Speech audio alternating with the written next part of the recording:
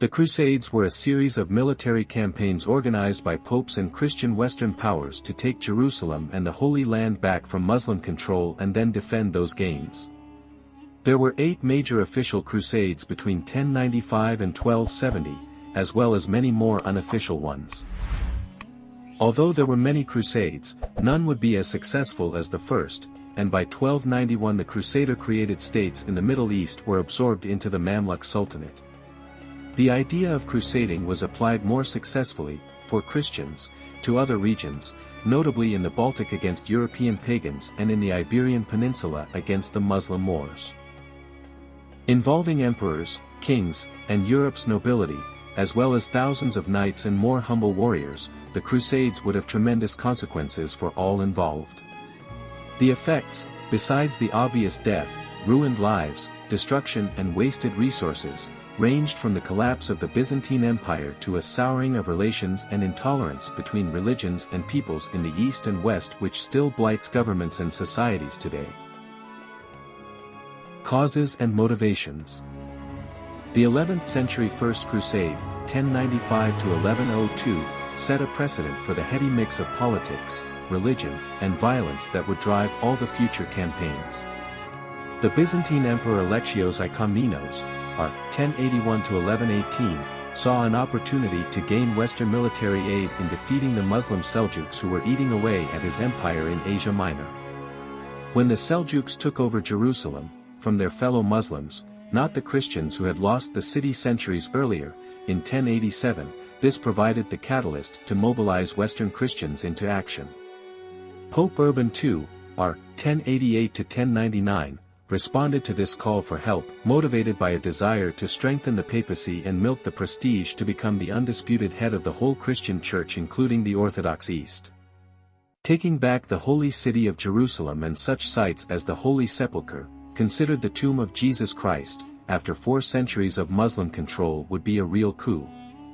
Consequently, the Pope issued a papal legate and set in motion a preaching campaign across Europe, which appealed for Western nobles and knights to sharpen their swords, suit up and get themselves over to the Holy Land to defend Christendom's most precious sites and any Christians there in danger. The warriors who took the cross, as the oath to crusade was known, and made the incredibly arduous journey to fight in a foreign land were motivated by any number of things. First and foremost was the religious aspect, the defense of Christians and the faith. They were promised by the Pope, brought a remission of sins and a fast-track route to heaven. There were also ideals of chivalry in doing the right thing, although chivalry was in its infancy at the time of the First Crusade, peer and family pressure, the chance to gain material wealth, perhaps even land and titles, and the desire to travel and see the great holy sites in person. Many warriors had far less glamorous ambitions and were simply compelled to follow their lords. Some sought to escape debts and justice, others merely sought a decent living with regular meals included. These motivations would continue to guarantee large numbers of recruits throughout all subsequent campaigns. The First Crusade. Against all odds, the international military expedition of the First Crusade overcame the difficulties of logistics and the skills of the enemy to recapture first Antioch in June 1098 and then the big one, Jerusalem on July 15, 1099. With their heavy cavalry, shining armor, siege technology, and military know-how, the Western Knights sprung a surprise on the Muslims that would not be repeated. The slaughter of Muslims after the fall of Jerusalem would not be forgotten either. There had been a few cock-ups along the way, like the annihilation of the People's Crusade, a band of non-professional rabble, and a fair amount of deaths due to plagues, disease, and famine, but overall the success of the First Crusade astonished even the organizers themselves. Multinational cooperative warfare could reap dividends, it seemed, and this was the moment when the merchants started to show an interest in the Crusades too. The Crusader states. To defend the territory now in Christian hands, 4 Crusader states were formed: the Kingdom of Jerusalem, County of Edessa, County of Tripoli, and Principality of Antioch. Collectively, these were known as the Latin East or Outremer. The trade between the West and East, which went through these states, and the lucrative contracts to ship crusaders to the Levant attracted the merchants of such cities as Venice, Pisa, Genoa, and Marseille. Military orders sprang up in the Crusader states, such as the Knights Templar and Knights Hospitaller, which were able bodies of professional knights who lived as monks and who were given the job of defending key castles and passing pilgrims. Unfortunately for Christendom, the Crusader states always suffered a shortage of manpower and bickering between the nobles who had settled in them. Theirs was not to be an easy existence over the next century. The Second Crusade. In 1144 CE, the city of Edessa in Upper Mesopotamia was captured by the Muslim Seljuk leader Imad ad-Din Zengi, or 1127–1146, the independent ruler of Mosul, in Iraq, and Aleppo, in Syria, and many Christians were killed or enslaved. This would spark off another crusade in the 12th century to get it back again. The German king Conrad III, or 1138–1152, and Louis VII, the King of France, or 1137–1180, led the Second Crusade of 1147–9, but this royal seal of approval did not bring success.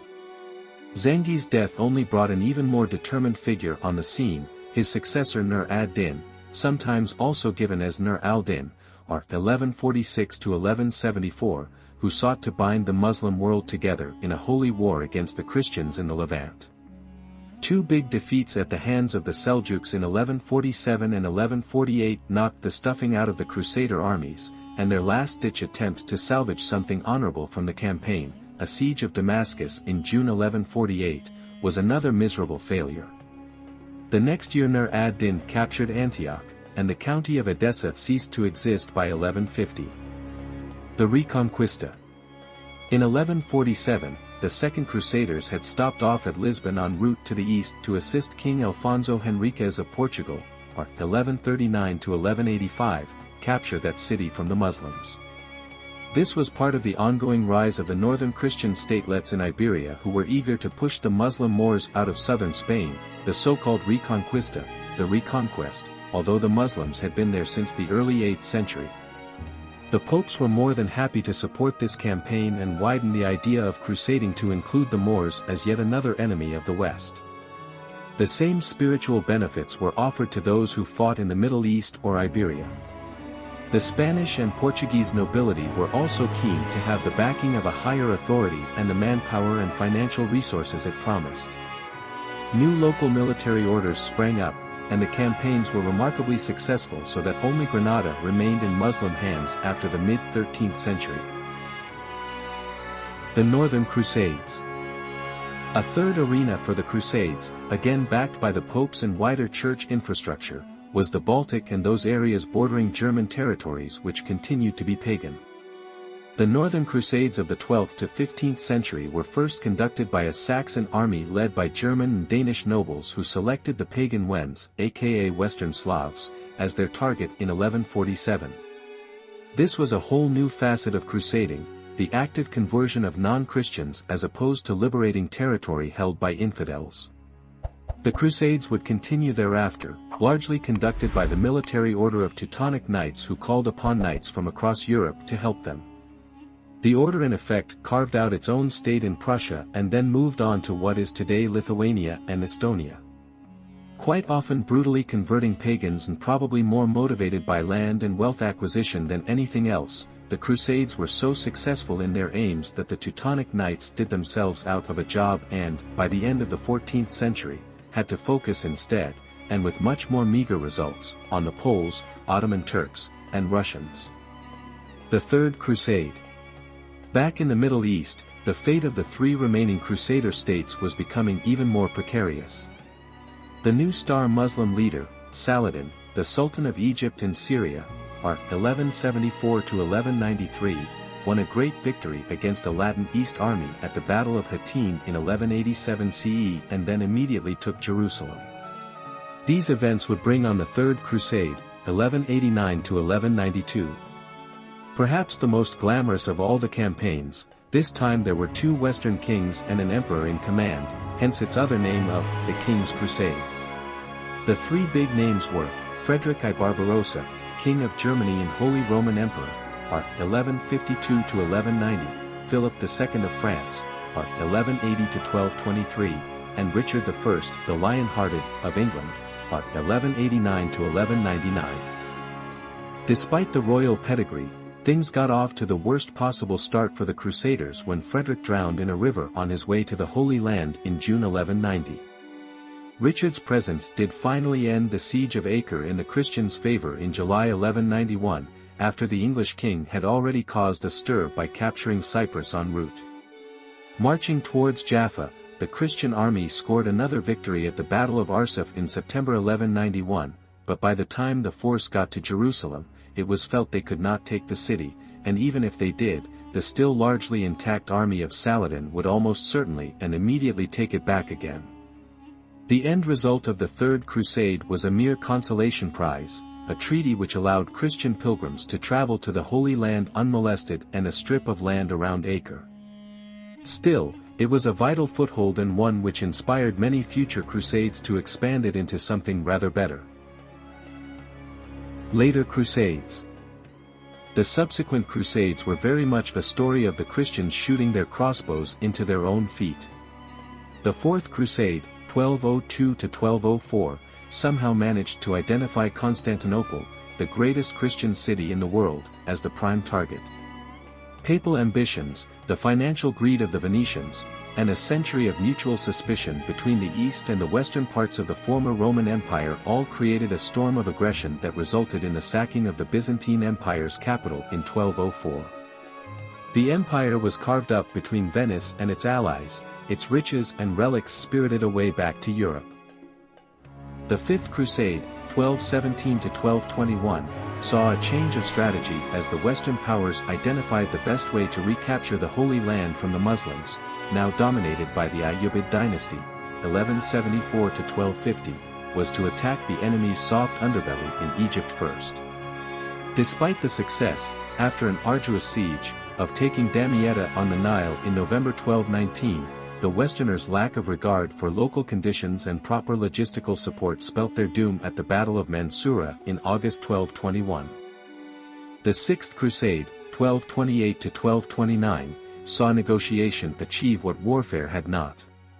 Holy Roman Emperor Frederick II, r. 1220 to 1250, who had been much criticized for not participating in the Fifth Crusade, managed to strike a deal with Al-Kamil, then the Sultan of Egypt and Syria, r. 1218 to 1238, and Jerusalem was handed over to Christian control with the proviso that Muslim pilgrims could freely enter the city. Al-Kamil was having his own problems in controlling his large empire, especially rebel Damascus, and Jerusalem had no military or economic value at that time, only a religious significance, making it a cheap bargaining chip to avoid a distracting war with Frederick's army. The Seventh Crusade, 1248 to 1254, was launched after a Christian army was defeated at the Battle of La Fourbe in October 1244. Led by the French King Louis IX, r. 1226 to 1270, the Crusaders repeated the strategy of the Fifth Crusade and achieved only the same miserable results, the acquisition of Damietta and then total defeat at Mansoura. Louis was even captured, although he was later ransomed. The French king would have another go in the Eighth Crusade of 1270. In 1250 the Mamluk Sultanate had taken over from the Ayyubid dynasty, and they had a formidable leader in the gifted former General Baybars, r. 1260 to 1277. Louis IX once more attacked North Africa, but the king died of dysentery attacking Tunis in 1270, and with him so too did the crusade. The Mamluks, meanwhile, extended their domination of the Near East and captured Acre in 1291, so definitively eliminating the Crusader states. Consequences and effects. The Crusades had tremendous consequences for all those involved. Besides the obvious death, destruction and hardships the wars caused, they also had significant political and social effects. The Byzantine Empire ceased to be, the popes became the de facto leaders of the Christian Church, the Italian maritime states cornered the Mediterranean market in east-west trade, the Balkans were Christianized, and the Iberian Peninsula saw the Moors pushed back to North Africa. The idea of crusading was stretched even further to provide a religious justification for the conquest of the New World in the 15th and 16th century. The sheer cost of the Crusades saw the royal houses of Europe grow in power as that of the barons and nobles correspondingly declined. People traveled a little more, especially on pilgrimages, and they read and sang songs about the Crusades, opening up a little wider their view of the world, even if it turned out to be a prejudiced one for many. In the longer term, there was the development of the military orders, which eventually became tied with chivalry, many of which exist in one form or another today. Europeans developed a greater sense of their mutual common identity and culture, which also resulted in a sharper degree of xenophobia against non-Christians, Jews and heretics, in particular. Literature and art perpetuated crusading legends on both sides, Christian and Muslim, creating heroes and tragedies in a complex web of myth, imagery, and language which would be applied, very often inaccurately, to the problems and conflicts of the 21st century.